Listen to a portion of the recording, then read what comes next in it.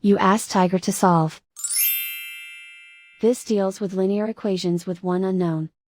The final result is m equals -2/3. Let's solve it step by step. Simplify the expression. Expand the parentheses. Multiply the coefficients. Simplify the arithmetic. Expand the parentheses.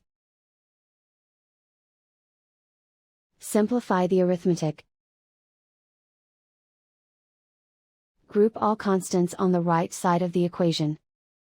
Subtract 2 from both sides. Simplify the arithmetic.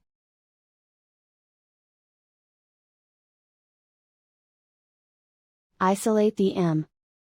Divide both sides by 3. Simplify the fraction.